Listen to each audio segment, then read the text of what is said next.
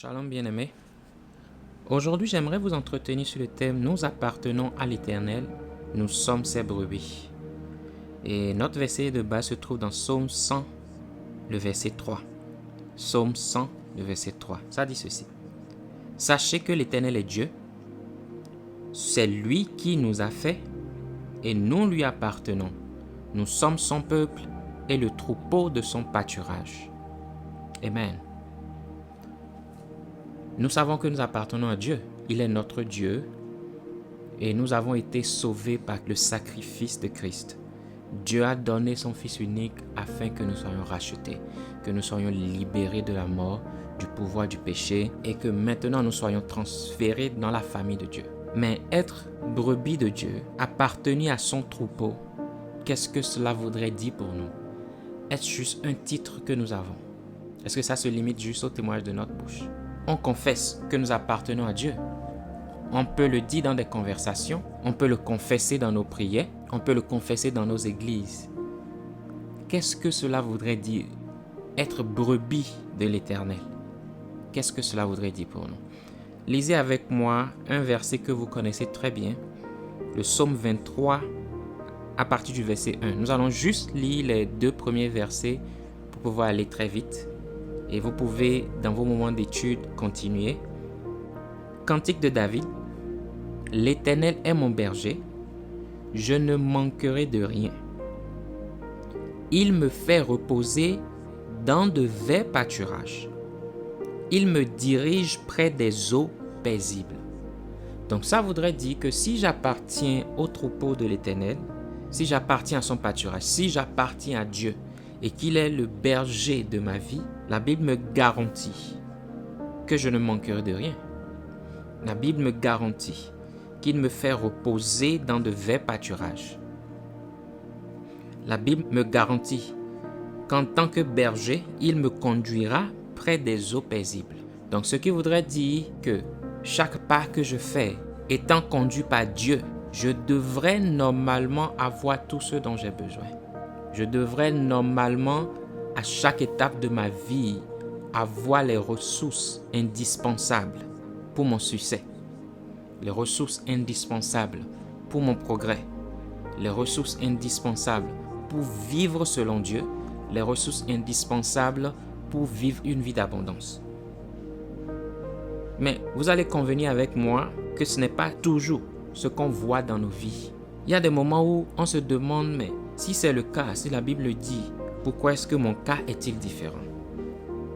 Pourquoi est-ce que moi je n'expérimente pas ça? Pourquoi est-ce que cette promesse ne produit pas de fruits dans ma vie? Si le berger me conduit, le berger qui est Dieu, le bon berger, me conduit dans de verts pâturages, me conduit près des eaux paisibles et j'ai la garantie que je ne devrais pas manquer de quoi que ce soit. Pourquoi est-ce que ma vie ne ressemble-t-elle pas à cette promesse? Il peut y avoir plusieurs raisons. Je ne maîtrise pas le cas spécifique de chaque personne, donc je ne pourrai pas tout adresser. Cependant, j'aimerais souligner 2 points.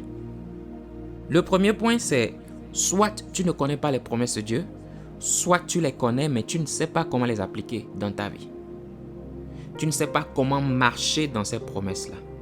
Dans ces 2 cas-là, si vous ne connaissez pas les promesses, ou soit vous connaissez ces promesses, mais vous ne savez pas comment les appliquer, le diable prendra avantage de vous.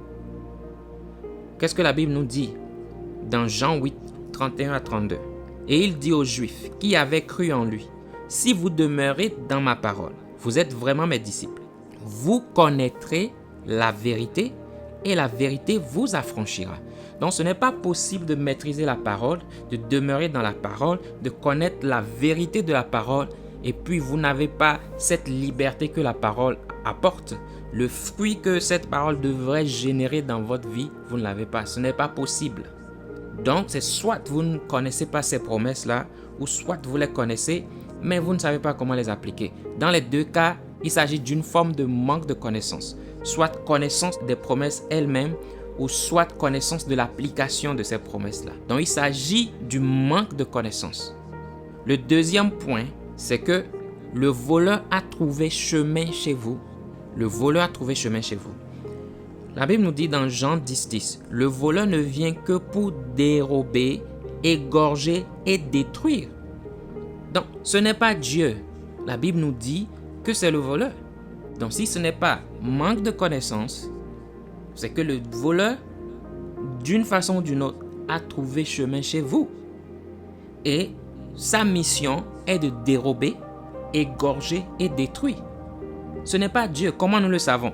La partie qui suit dans le même verset dit « Moi, je suis venu afin que les brebis aient la vie. » Ça ne s'arrête pas là. Et qu'elle soit dans l'abondance. Donc Dieu n'aimerait pas que vous viviez une vie de sécheresse. Le désir de Dieu, c'est que vous soyez dans l'abondance. Ce verset nous établit une comparaison.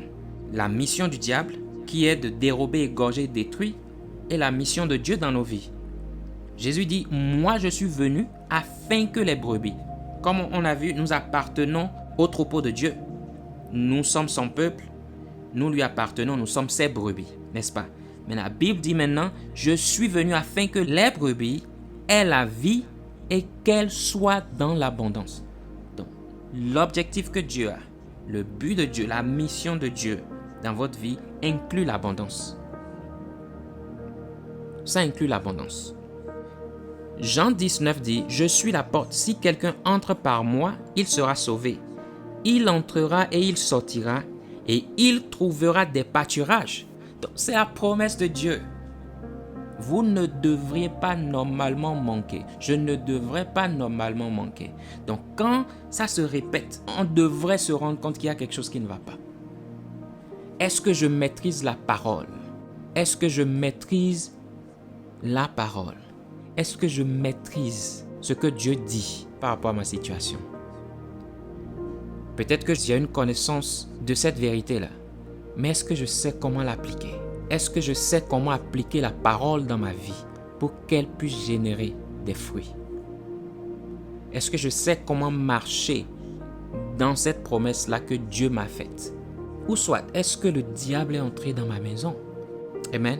Bien-aimés, la promesse de Dieu pour nous, c'est une vie d'abondance. La promesse de Dieu pour moi, c'est que je marche dans l'abondance. Ce n'est pas que je subisse la destruction. La Bible va encore plus loin pour nous dire dans Jérémie 17, à partir du verset 7 au verset 8. « Béni soit l'homme qui se confie dans l'Éternel et dont l'Éternel est l'espérance. Il est comme un arbre planté près des eaux et qui étend ses racines vers le courant. » Ok? Ce qui voudrait dire que cet arbre ne manque jamais d'eau parce que ses racines sont étendues vers le courant. Donc, cet arbre prend directement de l'eau de la source. L'arbre est planté près des eaux. L'arbre n'a pas besoin d'être arrosé. Donc, la Bible dit que celui qui se confie dans l'Éternel et dont l'Éternel est l'espérance est comme un arbre planté près des eaux. Et cet arbre étend ses racines vers le courant. Quelle est la promesse de Dieu? Il n'aperçoit point la chaleur quand elle vient.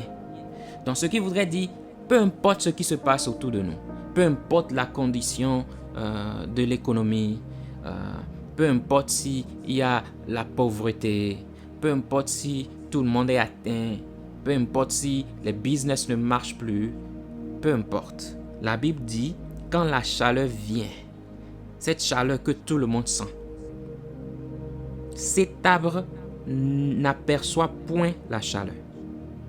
Et son feuillage reste vert, ce qui voudrait dire que cet arbre continue de grandir. Cet arbre n'est pas affecté. Cet arbre a tout ce dont il a besoin pour continuer de grandir. Les feuillages sont toujours verts, restent verts, rien ne change. L'abondance, la vie coule toujours dans cet arbre. Et la Bible va encore plus loin, dit, dans l'année de la sécheresse, il n'a point de crainte. Il ne cesse de porter du fruit. Donc même quand il y a la sécheresse, cet arbre n'a point de crainte. Pourquoi? L'arbre est planté auprès des eaux. Les racines sont étendues vers le courant. L'arbre n'a point de crainte. Cet arbre continue de porter du fruit. Donc, quand je regarde ma vie, quand tu regardes ta vie, est-ce que tu ressembles à cet arbre-ci? Est-ce que tu vis cette vie d'abondance dont l'Éternel parle? As-tu fait chemin au diable pour qu'il te dérobe, pour qu'il détruise ta vie? Demeures-tu dans la parole afin de découvrir la vérité qui t'affranchira? Maîtrises-tu les promesses de Dieu? Sais-tu comment marcher dans ces promesses-là? Est-ce que tu étudies la parole pour comprendre ce que Dieu dit par rapport à toi? Ne laisse pas ton ignorance te détruire et ne fais point chemin au diable. Prions au nom de Jésus. Seigneur, merci pour ta parole. Nous prions maintenant que cette parole puisse générer de fruits dans nos vies. Tu nous appelles à une vie d'abondance. Tu nous appelles à une vie d'abondance. Tu as dit que nous ne serons point atteints par la sécheresse quand nous nous confions en toi. Parce que nous t'appartenons, quand toi tu es notre berger, tu as dit que tu nous conduiras vers de verts pâturages. Tu as dit, Seigneur, dans ta parole, que nous ne manquerons de rien et que tu nous dirigeras près des eaux paisibles. Seigneur, nous prions pour cette vie d'abondance. Apprends-nous à pouvoir étudier ta parole. Apprends-nous à pouvoir avoir la connaissance, découvrir la vérité dont nous avons besoin pour marcher selon ton plan, selon ton désir pour nous. Dans le nom de Jésus-Christ de Nazareth, là où nous avons ouvert des portes, là où nous avons fait chemin au diable, nous déclarons maintenant un changement dans ces domaines au nom de Jésus-Christ de Nazareth. Aide-nous, Père, à pouvoir les découvrir dans le nom de Jésus-Christ de Nazareth et à rectifier nos pas. Merci parce que tu es fidèle. Merci parce que tu nous diriges. Merci parce que ta parole est vraie. Au nom de Jésus. Amen.